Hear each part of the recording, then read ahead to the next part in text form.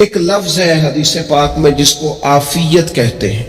ترمذی شریف میں حضرت سیدنا عباس بن عبد المطلب رضی اللہ تعالیٰ عنہ آپ کی روایت موجود ہے، فرماتے ہیں میں نبی پاک صلی اللہ تعالیٰ علیہ وسلم کی خدمت عالی مرتبت میں حاضر ہوا تو میں نے عرض کی یا رسول اللہ صلی اللہ تعالیٰ علیہ وسلم مجھے ایسی چیز بتائیں جو میں اپنے رب سے مانگوں۔ چیز مانگنی ہوتی ہے نا، بعض اوقات موقع ملتا ہے تو کئی دفعہ انسان امتحان میں آ جاتا ہے کہ اب مجھے موقع مل گیا ہے، مجھے کہا گیا کچھ مانگ لو تو بھلا میں کیا مانگوں۔ حضرت عباس بن عبد المطلب رضی اللہ تعالیٰ عنہ نبی پاک علیہ السلام کے پیارے چچا جان ہیں، عرض گزار ہیں یا رسول اللہ صلی اللہ علیہ وسلم مجھے بتائیے میں اپنے رب سے مانگوں تو کیا مانگوں؟ تو حضور نے فرمایا رب سے عافیت مانگو۔ کہتے میں کچھ دن رکا، کچھ دنوں کے بعد پھر حاضر بارگاہ ہوا اور عرض کی یا رسول اللہ صلی اللہ تعالی علیہ وسلم مجھے بتائیے میں اپنے مالک سے مانگوں تو کیا مانگوں؟ تو حضور نے پھر فرمایا اللہ سے مانگنا تو عافیت مانگنا۔ بزرگ فرماتے ہیں یہ عافیت کیا ہے؟ عافیت یہ ہے کہ یا اللہ ظاہری پریشانیاں، باطنی پریشانیاں، اے اللہ ظاہر کے میل کچیل بھی دور ہو جائیں، باطن کے بھی دور ہو جائیں، اے اللہ ہر معاملے میں، ہر آزمائش میں، ہر دکھ میں ہمیں تیری پناہ نصیب ہو جائے۔ یہ عافیت ہے۔ اور صوفیہ کرام فرماتے ہیں عافیت سے بڑی نعمت کوئی نہیں اگر کسی کو میسر آئے تو، عافیت سے بڑا حسن کوئی نہیں اگر کسی شخص کو یہ نصیب ہو جائے۔ اور ایک اللہ والے نے تو ایک اور بڑا خوبصورت ترجمہ یہاں کیا ہے، وہ کہتے ہیں عافیت کا مطلب ہے دل کا قرار، عافیت کا مطلب ہے باطن کا سکون، عافیت کا مطلب ہے انسان کے مزاج کا حوصلہ، ٹھنڈک، بردباری۔ جس بندے کو عافیت نصیب ہو جاتی ہے گویا اللہ اسے سکون کی دولت عطا فرما دیتا ہے، تھوڑے پیسوں میں بھی سکون، بغیر شہرت کے بھی سکون، کوئی بات مان لے تب بھی سکون، کوئی دھتکار دے پھر بھی سکون، لوگوں کی گڈ بک میں ہو پھر بھی سکون، اور اگر لوگ سارے مخالفت میں آ جائیں تو چونکہ اللہ نے عافیت دی ہے پھر بھی سکون۔ اللہ تعالیٰ نے ان لوگوں کو قرار کی دولت، اللہ سے عافیت مانگی جائے، اس میں دنیا کی بھی بھلائی شامل ہے، آخرت کی بھی بھلائی شامل۔ نبی اکرم صلی اللہ تعالی علیہ وسلم توجہ دلاتے کہ اللہ سے تم عافیت مانگو، ہمارا نہ جی، کیونکہ سب سے بڑا مسئلہ روحانی تربیت کا ہے۔ ہمارے ہاں باتیں ڈھیر سارے لوگوں کو آتی ہیں اور بہت زیادہ آتی ہیں، منصوبہ بندی کرنا، پلاننگ کرنا، اپنے معاملات کو خود سے کیسے لے کے چلنا ہے، کیسے ٹھیک کرنا ہے، اپنے حق میں دنیا کو کس طرح قائل کرنا ہے، یہ ڈھیر سارے لوگوں کو آتا ہے، اور اپنے حق میں دلائل کس طرح قائم کرنے ہیں، اس میں بہت سارے لوگ خود کفیل ہوتے ہیں، انہیں کسی سے مشاورت کی بھی ضرورت نہیں ہوتی۔ لیکن اللہ کی بارگاہ سے اپنا رشتہ کیسے جوڑنا ہے، مالک سے کرم کا سوالی کس طرح کر کے ہونا ہے، اللہ سے عافیت کا سوال کیسے کرنا ہے، یہ چونکہ روحانی تربیت میں ہمارا مزاج نہیں ہوتا لہذا ہم اس طرف جاتے نہیں، ہم وہ اپنی مرضی کی چیزیں، یعنی وظیفہ پوچھ کے گئے ایک صاحب، کچھ عرصے کے بعد آئے ہیں تو آ کے کہتے ہیں مولانا صاحب، پیر صاحب یا قاری صاحب یا فلاں صاحب، کسی سے بھی پوچھ کے گئے کس چیز کو نیک آدمی جانا، پھر لوٹ کر آ کے کہتے ہیں کہ آپ نے وظیفہ بتایا تھا پر کام کوئی نہیں ہوا۔ تو میں تو صاف کہتا ہوں اور کھلے دل سے کہتا ہوں کہ بھئی وظیفہ آپ کو بتایا تھا کہ اللہ کی رحمت متوجہ ہوگی، خدا کی رحمت کو آواز دینے کے لیے وظیفہ دیا تھا، کوئی بھی وظیفہ رب کو مجبور تو نہیں نہ کر سکتا معاذ۔ اور وظائف کس لیے پڑھے جاتے ہیں کہ جلدی سے معاملات ٹھیک ہو جائیں، میرے حق میں چیزیں بہتر ہو جائیں، تو اللہ کی رضا کے لیے پڑھے جاتے ہیں۔ تو وظائف کو، عبادات کو، نوافل کو، تلاوت کو، درود پاک کو تو رضا الہی کا ذریعہ بنانا چاہیے، لیکن ہم چونکہ ایک پورا الجھاؤ رکھتے ہیں اپنی دنیا داری کے معاملات سیدھے کرنے، ایک پورا خیر رکھتے ہیں، وہ لوگ ملتے رہتے ہیں مختلف بزرگوں کی نسبت کے تعلق سے، تو بعض جگہوں پہ بعض لوگ بڑے تیز ہوتے ہیں، یعنی ان سے آپ کی ملاقات ہوتی ہے تو بندے کو محسوس ہوتا ہے کہ یار اسے تو پہلے ہی ساری باتوں کا پتہ ہے، اور کئی دفعہ ان سے ملنے کے بعد احساس ہوتا ہے کہ یار اس سے تو تھوڑا سیکھ ہی لیتے تو بہتر تھا، یہ تو بات بڑی آگے نکل گئی۔ سارا پتہ ہوتا ہے، باشعور ہوتے ہیں، لیکن ڈر آتا ہے اللہ سے۔ اتنا باشعور آدمی، سمجھدار، پنچایت، پریا، لوگ، دین، دنیا سارا پتہ ہے، نماز کا ٹائم آ گیا تو وہ چھپتا پھرتا ہے، اس کی طبیعت پر بوجھ بن رہا ہے معاذ اللہ اللہ کے حضور حاضر ہونا، اسے خیر کا کام کرنا پڑ رہا ہے تو وہ ادھر ادھر نکلتا جا رہا ہے۔ تو سوال یہ ہے کہ پھر یہ شعور کا کیا مطلب رکھا ہوا ہے ہم نے؟ پھر اللہ سے دعا کرنے کی ضرورت نہیں۔ حضرت عارف رومی رحمۃ اللہ تعالی علیہ فرمایا کرتے تھے بعض لوگوں کو رب سارا کچھ دیتا ہے، سجدے کی توفیق نہیں دیتا۔ اس کا مطلب یہ ہے کہ وہ کہتا ہے یہ سارا کچھ لے اور نکل جا میرے گھر نہ رکھ سارا کچھ پاس۔ رب سے عافیت مانگی جائے، اس سے اس کا فضل مانگا جائے، اس سے اس کا کرم مانگا جائے۔ اللہ کے پیارے رسول صلی اللہ تعالی علیہ وآلہ وسلم اس عافیت مانگنے پر زور دیتے، توجہ دیتے۔ میں آپ کو صحیح بتاتا ہوں،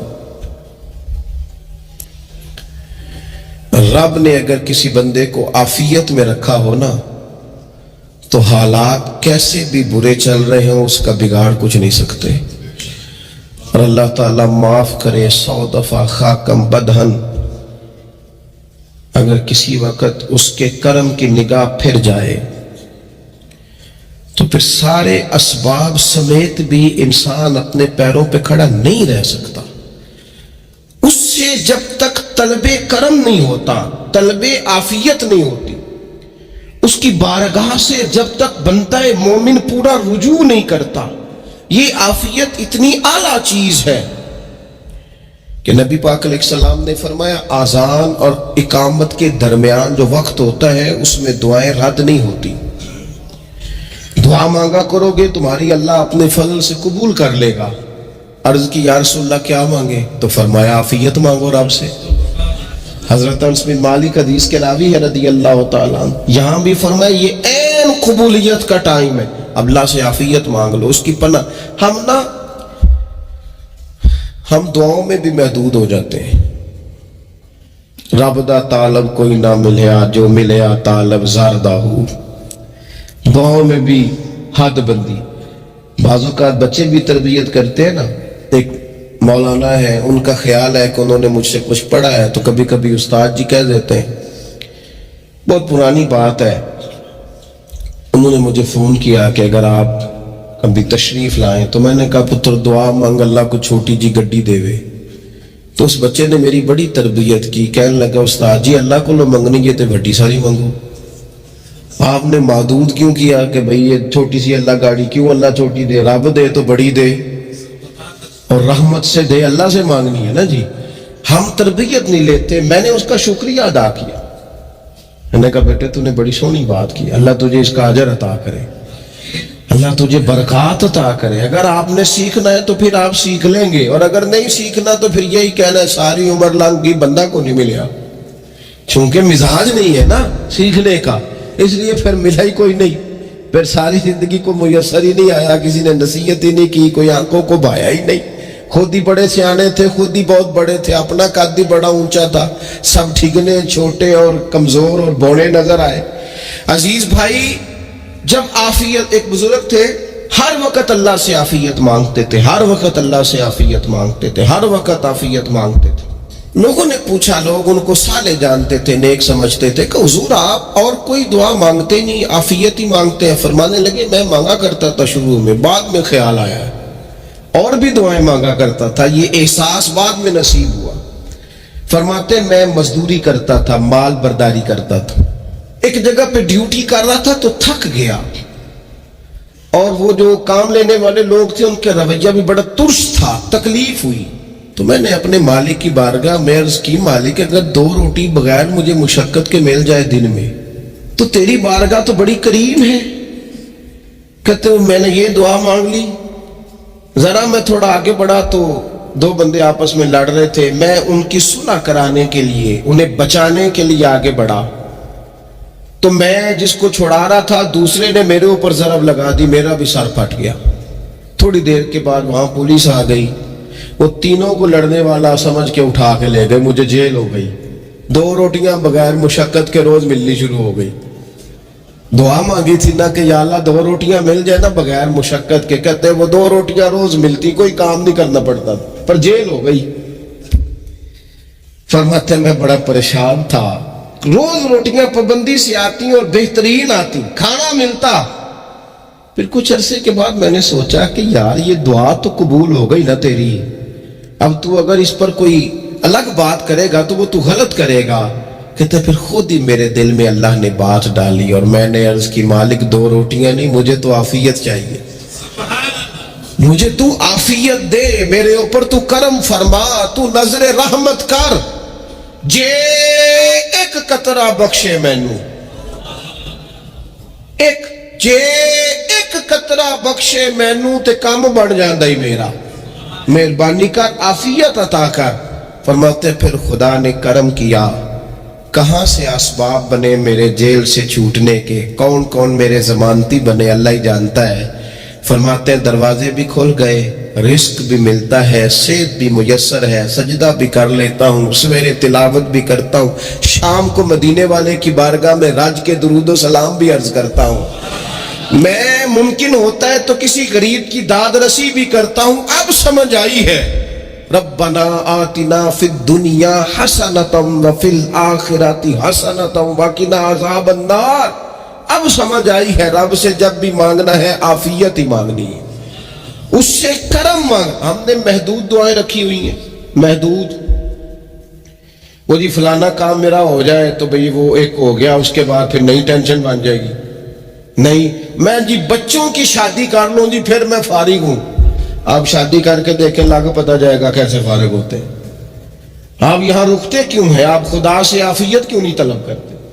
اس کی بارگاہ سے وہ کیوں نہیں مانگتے کہ جو ایک قطرہ ملے تو دنیا اور آخرت کے سارے کام ہو جائے؟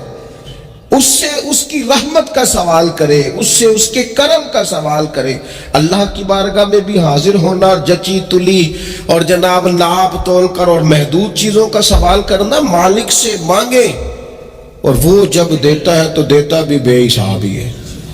وہ جب عطا کرتا ہے تو کرم کے دروازے کھول کے عطا کرتا ہے.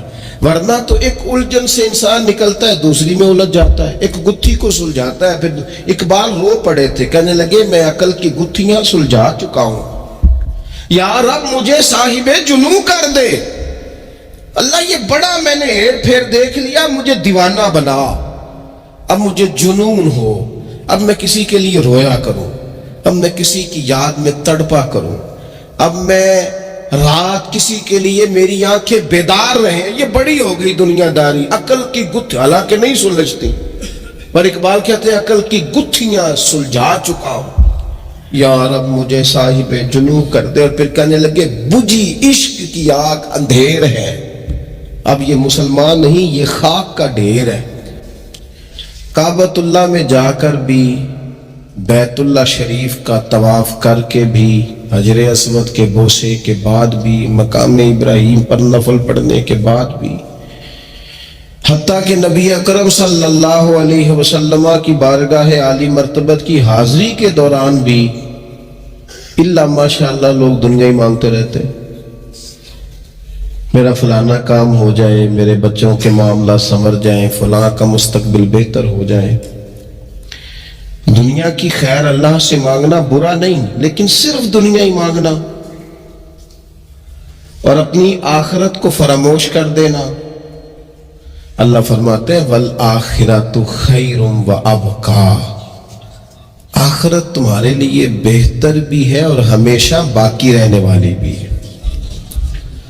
قرآن مجید نے سورہ بقرہ کے اندر قریش مکہ کی اس عادت کا ذکر کیا ہے. فرمایا جب وہ حج کرتے تو ان کا طریقہ یہ تھا کہ وَمِنَ النَّاسِ مَن يَقُولُ رَبَّنَا آتِنَا فِي الدُّنْيَا، ان میں سے کچھ لوگ یہ کہا کرتے تھے کہ یا اللہ ہمیں دنیا عطا کر دے، ہمیں دنیا دے دے.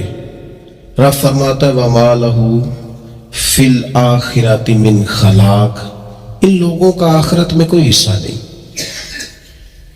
مانگی بھی ہے تو صرف دنیا، حج کر کے بھی دنیا، اللہ کے گھر جا کے بھی دنیا، شیخ کا بیعت ہو کے بھی دنیا.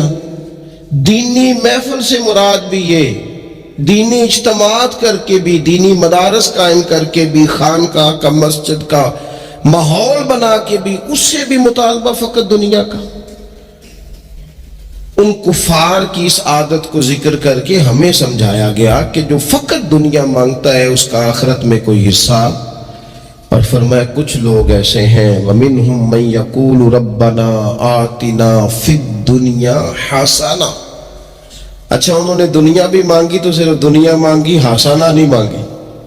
اور یہاں فرمایا کچھ لوگ ایسے ہیں جو رب سے کہتے ہیں یا اللہ ہمیں دنیا میں بھی بھلائی عطا فرما، دنیا بھی دے تو حسنہ دینا، وہ دنیا دینا جو ہمارے دین کو تقویت دے، وہ دنیا دینا جو ہمارے اعمال حسنہ کو مضبوط کرے، دینی معاملات کو تقویت دے. دنیا بھی وہی عطا فرما. اور ساتھ کہتے ہیں وَفِي الْآخِرَةِ حَسَنَةً، یا اللہ ہمیں آخرت میں بھی بھلائی ہی عطا فرما. وَقِنَا عَذَابَ النَّارِ، اور ہمیں دوزخ کے عذاب سے بچا. اولئک لہم نصیب مما کسبوا، فرمایا ایسوں کو ان کی کمائی ہی ملے گی، جو انہوں نے کیا ہے وہ خوش نصیبی انہیں ضرور میسر آئے گی. کیونکہ دنیا بھی مانگ رہے ہیں، آخرت بھی مانگ رہے ہیں. ہمیشہ کوئی بھی کام کریں کسی قسم کا بھی، اس میں یہ دیکھیں کہ کیا اس میں میرے لیے کوئی ذخیرہ آخرت بنے گا، کیا یہ کام میری قبر میں، حشر میں، قیامت میں میرے لیے کوئی فائدہ مند ہوگا. میں بڑے درد سے عرض کرتا ہوں بعض لوگ دینی کام کرتے ہیں اور ان سے جب سوالات کیے جاتے ہیں تو وہ بعض اوقات تکلیف دہ معاملہ ہو جاتا ہے کہ اس دینی کام کے پیچھے بھی وہ والا خلوص نہیں جو ایک مسلمان کا رب رسول کے ساتھ ہونا چاہیے. اس دینی کام کے پیچھے بھی کچھ دنیاوی مقاصد موجود ہیں. تو اگر بڑی پگڑی اور بڑے جبے کے پیچھے بھی ایک دنیا دار چھپا ہوا ہو، لوگوں کو تو دھوکہ دیا جا سکتا ہے، رب رسول کو تو نہیں نہ دیا جا سکتا. وہاں تو دلوں کا خلوص ہی پہنچتا ہے، وہاں تو نیتوں کا حسن ہی پہنچتا ہے. تو اللہ تبارک و تعالیٰ سے جب بھی سوال کیا جائے دنیا اور آخرت کی بہتری کا سوال کیا جائے. بیمار بھی اس سے عافیت مانگے، مقروض بھی اس سے عافیت مانگے، بے اولاد بھی اس سے عافیت ہی مانگے، صاحب اولاد بھی اس سے عافیت ہی مانگے، جو دولت کے حصول کے، رزق حلال کے خواہش مند ہے وہ بھی اس سے عافیت مانگے، اور جن کی جھولی اس نے بھر دی ہے وہ بھی اپنے رب سے عافیت ہی مانگے. مالک سے جب سوال کرے، ایک بزرگ تھے انہوں نے تو اپنی انگوٹھی میں لکھوا لیا تھا کہ یا اللہ مجھے عافیت عطا فرما. مگر جب بھی دیکھتا ہوں یاد آ جاتا ہے کہ اللہ سے عافیت مانگنی. اپنے مالک کی بارگاہ کے اندر دیکھو،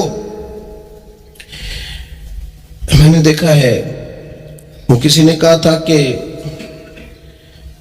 تیری خواہش ہے کہ وہ تیری آرزو کرے پوری، اور میری خواہش ہے کہ تیری آرزو بدل جائے. کچھ لوگ ایسی خواہشات بھی لے کے آتے ہیں کہ جو پوری نہ ہو تو بہتر ہوتا ہے. اس لیے آپ کو پتہ ہے موت مانگنا جائز نہیں دین ہے. مصائب سے گھبرا کر، مشکلات سے گھبرا کر، زندگی کے مد و جزر سے پریشان ہو کر موت کا سوال کرنا جائز نہیں. کس طرح جائز ہے؟ ان لفظوں کے ساتھ دعا کر سکتا ہے کہ یا اللہ جب تک میری زندگی بہتر ہے مجھے زندہ رکھ، اور جب میرا دنیا سے جانا بہتر ہے پھر تو مجھے اپنی بارگاہ میں بلا لے. یہ بھی کیا ہے؟ یہ بھی عافیت کا سوال ہے. کہ یا اللہ رکھ بھی تب تک جب تک رہنا بہتر ہے۔ نبی پاک نے بھی ارذل العمر ہونے سے پناہ مانگی۔ ہمارا یہ مزاج بن گیا ہے کہ ہم اپنے حق میں ایسی چیزوں کا سوال کر رہے ہوتے ہیں جو کئی دفعہ ہمیں مل جائے تو ہمارا نقصان کرے۔ قرآن حکیم ایک جگہ پہ اللہ کریم نے فرمایا ہے کہ اگر سب لوگوں کو مال دے دوں تو بغاوت کریں، فساد ہو جائے۔ کیا مانا کہ اپنا نقصان کر بیٹھے لوگ۔ ہم اپنے مالک کی بارگاہ میں بعض ایسی چیزوں کے سوالی ہیں کہ جو ہمارے لیے ٹھیک نہیں ہے، ہمیں اس کے کرم پر چھوڑنا ہے، اس سے عافیت مانگنی۔ اور بعض لوگ، کیونکہ میں کہہ چکا ہوں شروع میں کہ ہماری دینی روحانی تربیت نہیں ہوتی اور ہم کہیں سے باقاعدہ اسباق لینے کے قائل ہی نہیں ہوتے، پوری تربیت کا ہمارا مزاج نہیں ہوتا، اپنی عقل اور اپنا شعور اور اپنے حساب سے ہم زندگی کو بتانا چاہتے ہیں۔ اور یہ جو میرا دور ہے یہ ویسے ہی الجھا ہوا زمانہ ہے، اللہ ماشاء اللہ، پتہ نہیں کوئی کیا بول رہا ہے، کوئی کیا کہہ رہا ہے، ایسے ہے جیسے کوئی میلہ لگا ہوا ہے اور کان پڑی آواز سنائی نہیں دے رہی۔ جس کی دکان پر کوئی گاہک نہیں وہ بھی کہہ رہا ہے لائنیں بنا لو۔ ایسا الجھا ماحول ہے اور ایسی آزمائش ہے کہ لوگ بیچارے پریشان ہیں۔ دیکھیں جب تربیت کے ساتھ انسان آگے بڑھتا ہے نا، ہمارے پاس مقتدا ہے اللہ رسول کا کلام، ہمارا پیشوا ہے رب رسول کا فرمان۔ جب ہم کتاب و سنت کی روشنی میں آگے بڑھتے ہیں تو پھر ہمارے لیے منزل آسان بھی ہوتی ہے اور قریب بھی ہوتی، پھر ہمارے لیے آگے کی طرف سفر کرنا، آگے بڑھ جانا یہ آسان ہوتا ہے۔ آپ غور کریں جو لوگ دنیا میں کامیاب رہے، بھلا کس طرح کامیاب رہے؟ وہ اس طرح کامیاب رہے کہ انہوں نے نا اپنے رب سے عافیت مانگی، اللہ تعالیٰ نے خود بخود ان کے لیے رستے بنائے۔ آپ تاریخ پڑھیں گے بعض لوگوں کی تو لگ نہیں رہا تھا کہ وہ اتنی کامیابی حاصل کریں گے۔ دیکھ لیں آپ حضرت غوث اعظم جیلانی رضی اللہ تعالیٰ عنہ بغداد شریف تشریف لاتے ہیں تو ان کی کیفیت یہ ہے کہ پتے کھا کے گزارا کرنا پڑتا ہے، یعنی پیچھے کوئی ایسا بیک گراؤنڈ کسی کا بنایا ہوا ادارہ، کوئی بڑی خانقاہ، کوئی بڑے لمبے چوڑے والد صاحب کے مریدین، کوئی بڑا لمبا سلسلہ نہیں مل رہا۔ ان کو بظاہر پتے کھا کے گزارا کرنا پڑتا ہے، لیکن چونکہ وہ نکلے ہیں اللہ کی مدد کے ساتھ، انہیں اللہ نے تائید دی ہے، فضل فرمایا ہے، تو نتیجہ یہ نکلا ہے کہ 70 ہزار بندہ ایک ایک وقت میں تربیت لینے کے لیے ان کے سامنے موجود ہے۔ یہ اللہ نے اسباب بنائے ہیں، کیونکہ جب رب عافیت عطا کرتا ہے تو پھر اللہ اسباب بھی پیدا فرماتا ہے۔ ہمارا ذہن تو تھک جاتا ہے سیاست کرتے کرتے، ہم تو جناب پوری ترتیب سے ہمیں سلیقہ آتا ہے کس طرح کر کے کس بندے کو کیسے قائل کرنا، پورے طور پر ہم وہ ساری زندگی سیاست کرتے رہتے ہیں۔ وہ خاندانوں میں بھی چلتی ہے، گلی محلے میں بھی چلتی ہے، دوستوں میں بھی چلتی ہے، اور بعد میں پتہ چلتا ہے کہ یہ پتے کھیل کون رہا تھا، اصل میں صلح کرانے والا تھا کہ لڑائی کرانے والا، یہ سب کا خیر خواہ تھا، یہ سب کی ذہن کے اندر فطور کی آمیزش ہی اس شخص کی وجہ سے تھی۔ ہم چونکہ وہ خاص عافیت اللہ سے نہیں مانگتے، ہماری مخصوص سیاست ہوتی ہے سبھی کو راضی رکھو، اس کا نتیجہ یہ نکلتا ہے کہ ایک ٹائم آتا ہے کوئی بھی راضی نہیں رہتا۔ ہم اگر اپنے مالک کی طرف رجحان کریں اور اللہ نے جو ہمیں شعور دیا ہے اس شعور کو لے کر اللہ کی بارگاہ کی طرف بڑھیں، آپ یقین کریں اعلیٰ حضرت بریلوی رحمۃ اللہ علیہ کی کتابیں ہیں، ایک ایک کتاب پر پی ایچ ڈی ہو رہی ہے، اور انہوں نے 150 سال پہلے بیٹھ کر جو کچھ لکھا تھا بین ہی لفظ بلفظ اس کی ضرورت آج محسوس ہو رہی ہے اور آنے والے وقت میں بڑھ رہی ہے۔ لیکن ان کے پاس کوئی ٹیم نہیں تھی، 50 لوگ نہیں تھے جو ان کے پاس بیٹھ کے لکھواتے، اپنا پریس نہیں تھا، ایسے لوگ نہیں تھے کہ جن کو پتا ہوتا کہ ایک کتاب ہم کل چھاپیں گے اور اتنے فیصد یہ مارکیٹ میں نکل بھی جائے گی، ایسا کچھ نہیں تھا۔ کیا تھا؟ اللہ کی مدد ساتھ تھی، تائید ایزوی ساتھ تھی، اللہ نے اپنی عافیت میں رکھا تھا۔ وہ قرآن مجید کی آیت کا ترجمہ کرتے ہیں نا اعلیٰ حضرت اہدنا الصراط المستقیم، یا اللہ ہمیں سیدھی راہ پہ چلا۔ بہت سارے مفسرین نے کہا اے اللہ ہمیں سیدھا راستہ دکھا، فرماتے ہیں اے اللہ ہمیں سیدھی راہ پر چلا۔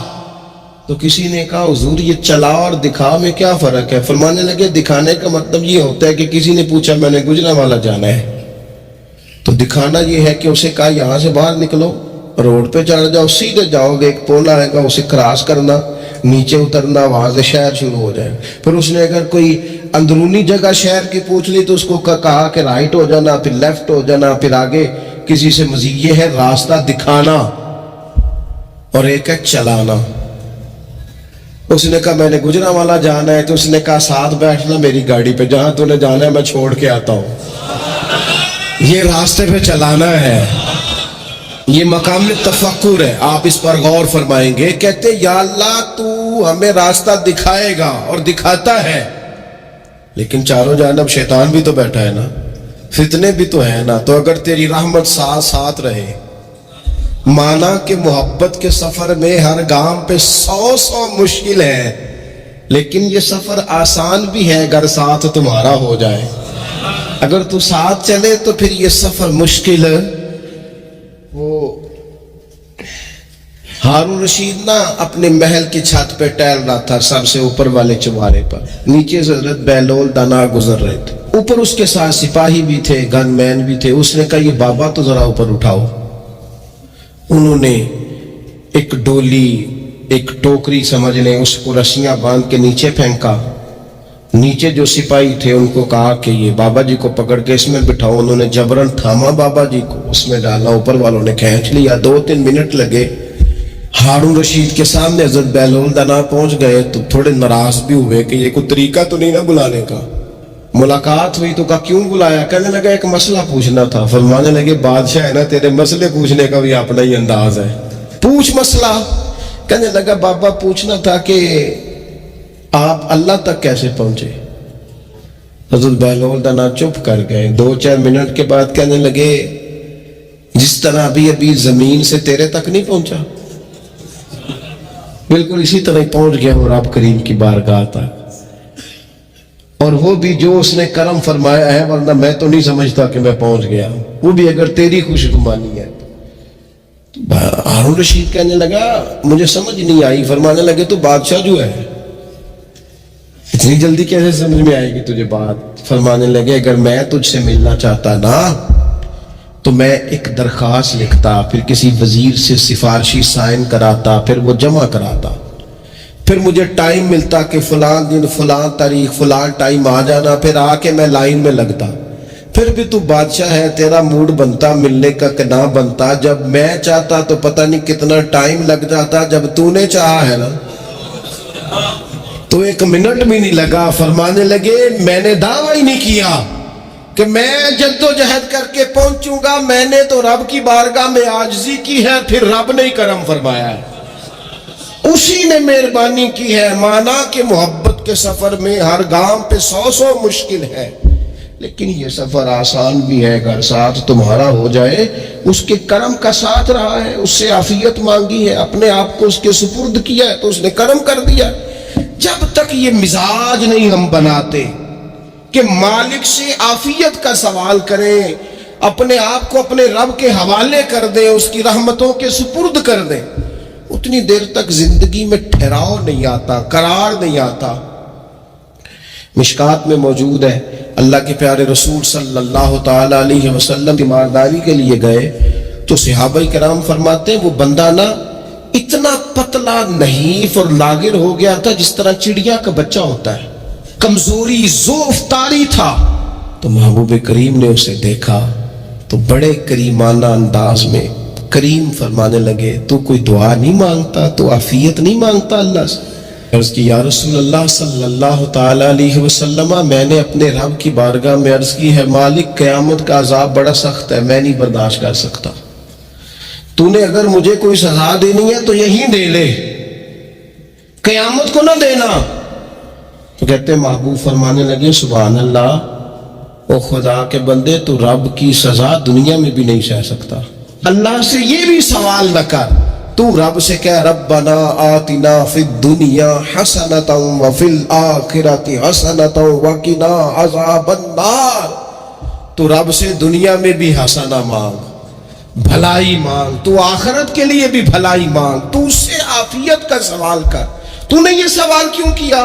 عرض کی یا رسول اللہ کرم ہو گیا ہے، مجھے سمجھ آ گئی، اب میں اسی طرح ہی کروں گا. عزیز دوستو، ہم کہاں سہ سکتے ہیں؟ ہم دنیا میں رب کی سزا ہم نہیں سہ سکتے، ہم کمزور ہیں. تو گرمی نہیں سہ سکتے، شدید سردی نہیں سہ سکتے، شدت کی بھوک لوگ نہیں سہ سکتے، کوئی آزمائش نہیں سہ سکتے. وہ جو لوگ بعض اوقات کہہ دیتے ہیں نا کہ فلاں چیز ہمارے اعمال کا نتیجہ ہے، تو میں کیا کرتا ہوں، نہ کوئی یار، ہم تو یہ بھی نہیں سہ سکتے، ہم کہاں برداشت کر سکتے ہیں، ہمیں تو وہ معاف ہی فرمائے. ہم حساب والے ہیں ہی نہیں، ہم تو صرف معافی والے ہیں. ہم سے نہ حساب پوچھے، اس نے حساب پوچھا تو پھر تو بڑی مشکل ہو جائے گی.